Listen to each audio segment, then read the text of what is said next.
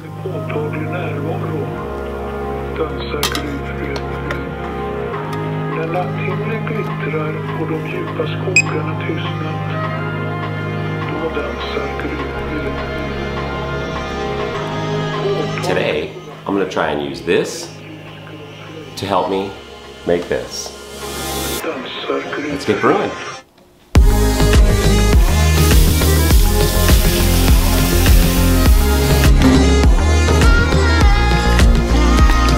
So I'm going to be using this Inkbird Sous Vide Stick to try to help regulate my mash temperature control. Now, I am brewing a 5-gallon batch today, so I know there's no way that this is going to help me boil that. I'm just going to be using it during the mash to help control my mash temperatures. So on my system, I use propane as well. So I will be using propane to help speed the process up because I really don't want to wait for this to bring 8 gallons of water up to 150 degrees. But once the water reaches 150 degrees, I want to see if the Inkbird Sous Vide Stick can help hold it there so that I don't have to really worry too much about the insulation and things like that. This Sous Vide Stick has a clip on the back, which it's meant to go and be clipped onto the back of your pot or kettle so that this part, the metal part here, which has got a little pump in there, and then it's got like your heating coil in there, which is 1,000 watts. It is on the side in the water, and then it's got a minimum line and a maximum line. Now, because I've got a 15-gallon kettle, if I clip this on the side, it's not going to be down in the water far enough. So I've got like a hop screen, and what I'm going to do is I'm going to place this inside the hop screen, and then I'm just going to go right in the middle of the kettle with it. So as long as the water is not above the max line here, which is right up at the top of this, I should be okay. And then I'm also thinking, because there's a little pump in there, it's going to help circulate that wort around and maybe help improve my efficiency. So we're going to give it a shot.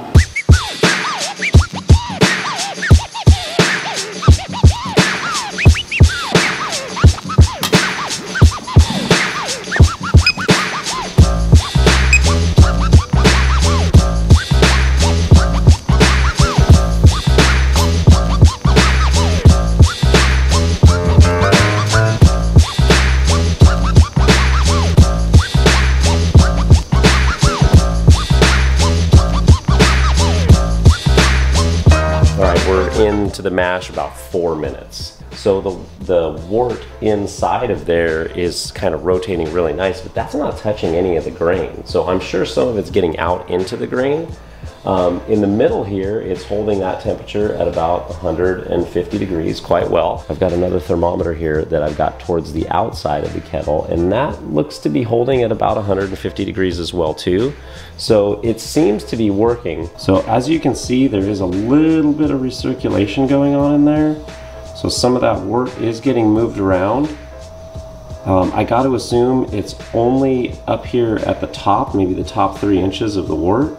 Down underneath that, I don't think there's going to be much going on, but there is something going on. There is some movement going on in there, so that's good. All right, we've been in there for about 30 minutes. I went ahead and I took a gravity reading, and it's reading 1044 on my refractometer. My pre-boil gravity is supposed to be 1048, so I'm really close. And I usually find that when I'm doing brew in a bag, once I pull the bag and I squeeze it, my gravity bumps up a little bit. So I'm gonna go ahead and say after, well, I've got 24 minutes left on here, so it's been after 36 minutes, I'm gonna pull the bag and I'm gonna bring this up to a boil. Honestly, first time doing this. I like to try new things. It was a fun little experiment. Does it work? Yeah, it does work. It does work. But I couldn't do this without my propane burner.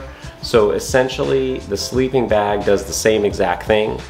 The only difference is that I'm getting a little bit of recirculation going on in there, which I think is gonna help my efficiency a little bit. Does it work? Yes. Is it convenient?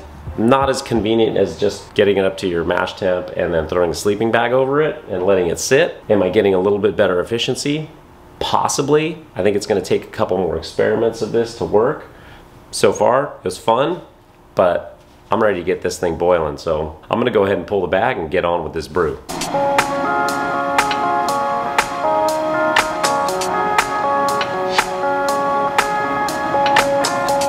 am brewing one of the most unique and one of my personal favorite beers, the Nightfall Black Saison kit from Northern Brewer. Big shout out to Northern Brewer. They did send me this kit. I'll put a link in the description below for this kit specifically, and while you're there you can check out all the other things that Northern Brewer has to offer. I am trying a new yeast today. My voice is cracking.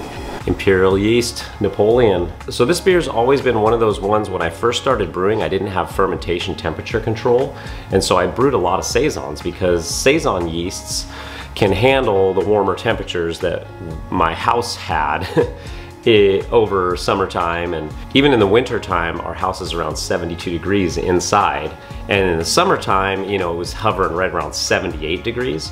So Saison was a style that I would typically brew in the summertime. Now this is a dark Saison, so I don't want it in the summertime, I want it in the wintertime. I'm gonna be fermenting this. I'm gonna start it out at 72 degrees, and I'm gonna let it ferment at 72 degrees for maybe a couple days, and then I'm just gonna let it free rise up to about 78 degrees in there, and then let it sit.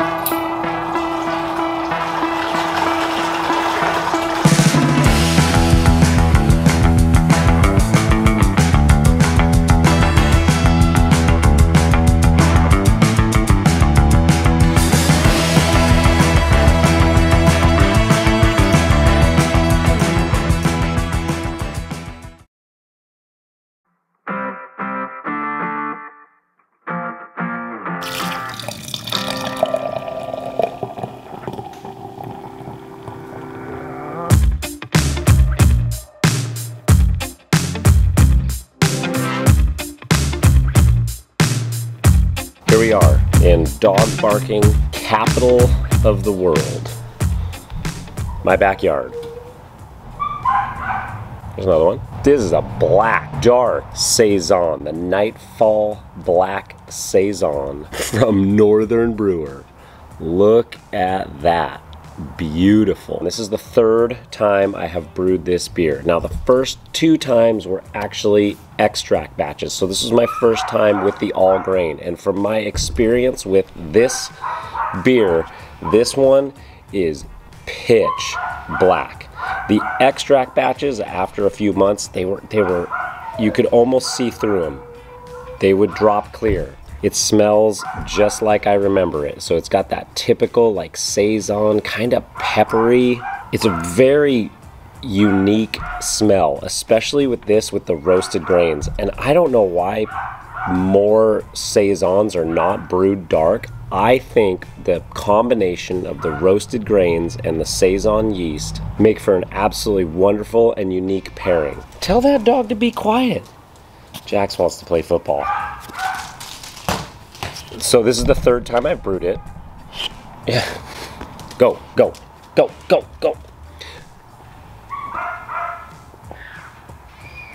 So right off the bat, it's not exactly the same as the extract batches I brewed, but I did have a big difference. I have fermentation temperature control now, and I fermented this one at 72. So right off the bat, I don't get as much of the characteristic that I was looking for out of that Saison yeast, and it could be because I used the Imperial yeast Napoleon too. The last two times I've done this, I used White Labs French Saison, but I believe the Imperial is, the Napoleon is the French Saison strain, but there is a very unique characteristic